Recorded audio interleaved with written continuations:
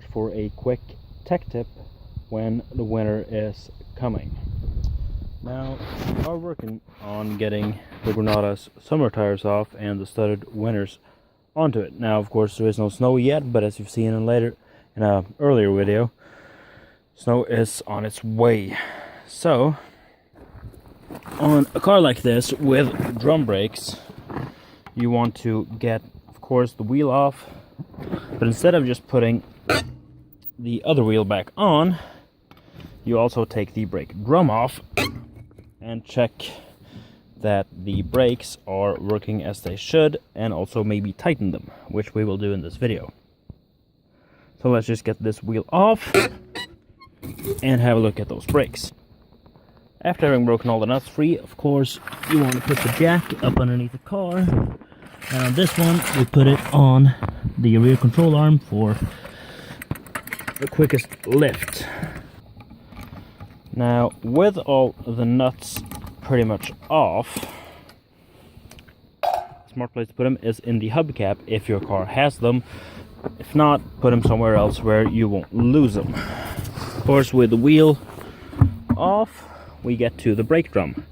And I know from using the handbrake in this thing that one of the rear wheels aren't really working that well on the brake. So, trying to pry this brake drum off, and we'll see what's going on underneath it. So with the drum off, of course you can see the pads, the fasteners, the springs, the master cylinder, and the pads look fairly good. They grip, well, not evenly, but I see no abnormal wear on the inside of this, which means this is probably working alright. I have already done the other side, so this is just the last side to do. Now, if you can see in there, right there, this has a bunch of teeth on it. That is the one you want to tighten the rear brakes. Now, moving it like this, that tightens it, but this thing was already pretty tight, so I'm going to go with that many clicks. That should be enough. At that point, it is just a task of getting the brake drum back on. Now, of course, you can, if you want to, just rough over the brake pads, brake shoes with 80 grit paper. Just roughen them up a bit and do the same thing to the inside of the drum. But these look pretty okay. There's not a lot of glazing on these, so I'm just going to put it back on and use it. Now, with your brake drum back on, this is also a good time to check that your spring is in one piece. Also, the shock is still good. Make sure drive shafts are good and rubber boots are good. These both look good. I feel no play in this, which means it's ready to put the wheel on.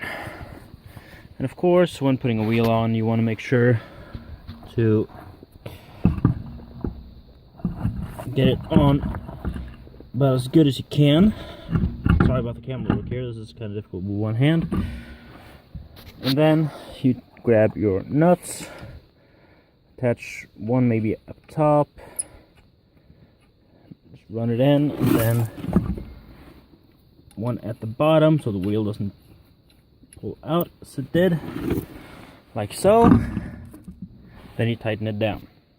Now, when you go to put your wheel back on, it's always important that you do a crisscross pattern on the lug nuts. So on these 5, I started with that one, that one, that one, that one, and now I'm doing this one.